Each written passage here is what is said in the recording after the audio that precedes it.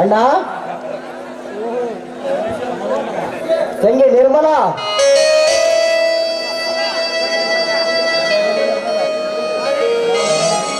ಬಾ ಶಂಕರ.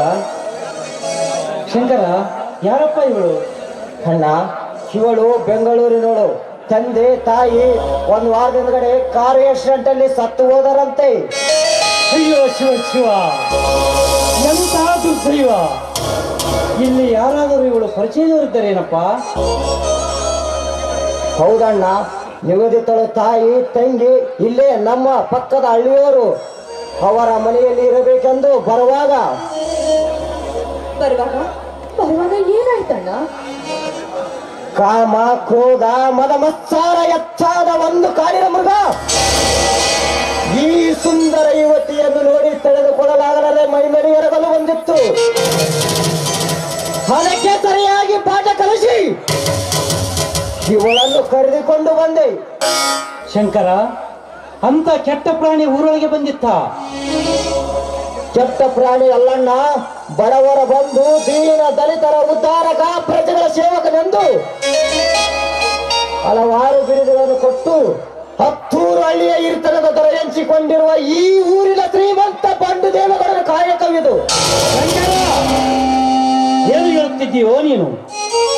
ಸುತ್ತು ಹತ್ತು ಹಳ್ಳಿಯ ಜನ ದೇವರು ಎಂದು ಹೇಳುತ್ತಿರುವ ಆ ದೇವೇಗೌಡರು ಈ ಹೆಣ್ಣಿನ ಮೇಲೆ ಏರಿ ಬಂದರ? ನೀನು ಹೇಳುತ್ತಿರುವುದು ನಿಜವೇನಪ್ಪ? ಹೌದಣ್ಣ, ನಿಜವಣ್ಣ. ನಾನೇಕೆ ಸುಳ್ಳು ಹೇಳಲಿ? ಇವಳು ಬಸ್ ಇಳಿದು ಆಟ ನೋಡಲು ಬಂದಾಗ ಇವಳಿಗೆ ಬಂದೂಕು ತೋರಿಸಿ ಧರಿಸಿ ಮುಂದಕ್ಕೆ ಅಟ್ಟಿಕೊಂಡು ಬಂದ. ಯಾರು ಇಲ್ಲದ ಜಾಗದಲ್ಲಿ ಬಲತ್ಕರಿಸಲು ಸಿದ್ಧವಾಗಿದ್ದ. ಸಮಯಕ್ಕೆ ಸರಿಯಾಗಿ ನಾನು ಅಲ್ಲಿಗೆ ಹೋಗಿ ಏರಿ ಹೋಗುತ್ತಿರುವ ಆ ದೇವಗಳಿಗೆ ಏನು ಗೊತ್ತು, ಉತ್ತರಿಗೆ ಪ್ರತಿ ಉತ್ತರವನ್ನು ಕೊಟ್ಟು ಇವಳ ಮಾನ ಪ್ರಾಣ ಕಾಪಾಡಿಕೊಂಡು ಬಂದೆ. ಎಂಥ ಜನವಪ್ಪ ಈಗಿನ ಕಾಲದಲ್ಲಿ! ಯಾರನ್ನು ನಂಬಬೇಕೋ ಯಾರನ್ನು ಬಿಡಬೇಕು ಎನ್ನುವುದೇ ಗೊತ್ತಾಗುವುದಿಲ್ಲ. ನೋಡಮ್ಮ, ಆ ಗೌಡ ಈ ರೀತಿ ನಡೆದುಕೊಂಡಿದ್ದಕ್ಕೆ ನೀನೇನು ಭಯಪಡಬೇಡ. ನಿನ್ನ ಸಹಾಯಕ್ಕೆ ನಾವೆಲ್ಲ ಇದ್ದೇವೆ. ನಡಿಯಮ್ಮ, ನಿಮ್ಮ ಚಿಕ್ಕಮ್ಮನ ಮನೆಯವರಿಗೂ ನಾನು ಕಳಿಸಿ ಬರುತ್ತೇನೆ. ಏನಂತ ಹೇಳಲಿ ಮಾವ? ನಾನು ಶಂಕರ್ ಕೂಡಿ ಮೊನ್ನೆ ಹೋದೆವು ಅವರ ಮನೆಗೆ.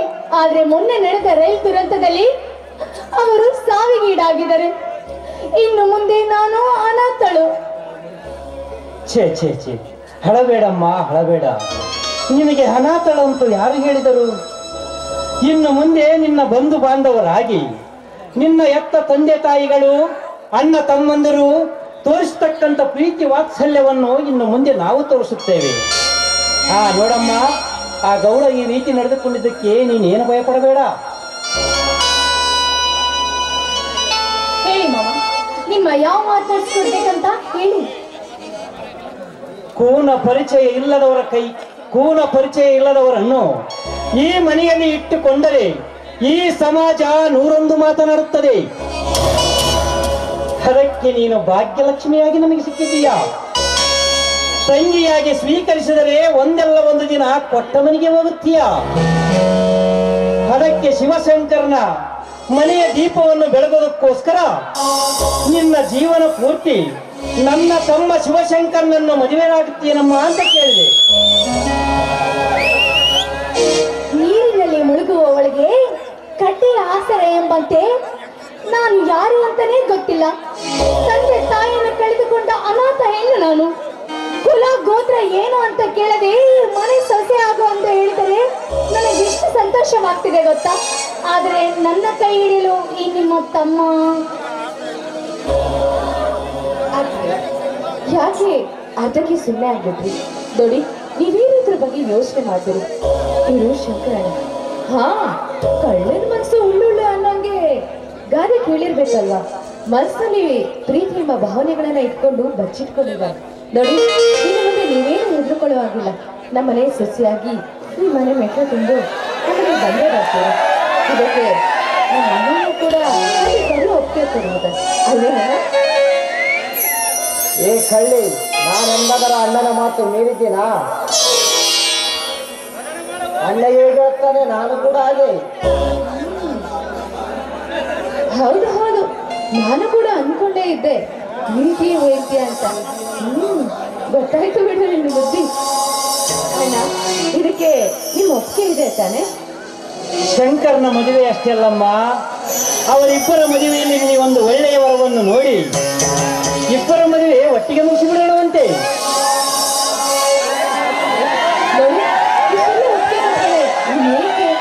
ಇನ್ನಾದ್ರೂ ನನ್ನಂತ ಖುಷಿಯಿಂದ ಇರ್ಬೋದು ತಾನೆ? ತಂಗಿ, ಸಂತೋಷದ ಈ ಸುಗಂಧ ಸೂಸುವ ಈ ತುಂಬಿದ ಮನೆಯಲ್ಲಿ ಸವಿ ಜೇನನ್ನು ಸವಿದು ಹಾಡನ್ನು ಹಾಡೋಣ ಬರಮ್ಮ.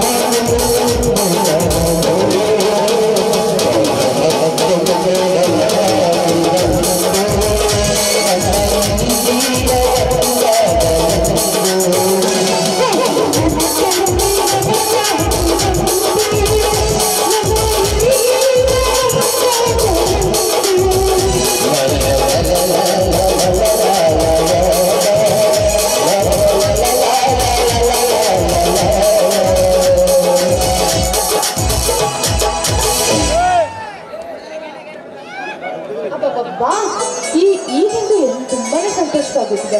ಅದಕ್ಕೆ ಬಿಸಿ ಬಿಸಿಯಾಗಿ ಅಡುಗೆ ಮಾಡಿದ್ನಿ. ಎಲ್ಲರೂ ಏನ್ ಮಾಡಿದ್ಯಾ? ಏನ್ ಇಷ್ಟ? ಹೋಳಿಗೆ ಒಬ್ಬಟ್ಟು, ಚಿತ್ರಾನ್ನ ಎಲ್ಲ ಮಾಡಿದ್ದೀನಿ. ಎಲ್ಲರೂ ಒಟ್ಟಿಗೆ ಕೂತ್ಕೊಂಡು ಊಟ ಮಾಡೋಣ. ಬನ್ನಿ ಅಷ್ಟೇ ಹೋಗೋಣ. ಮತ್ತೆ ಇವರು ಅಡುಗೆ ತಗೊಳ್ಳಿ.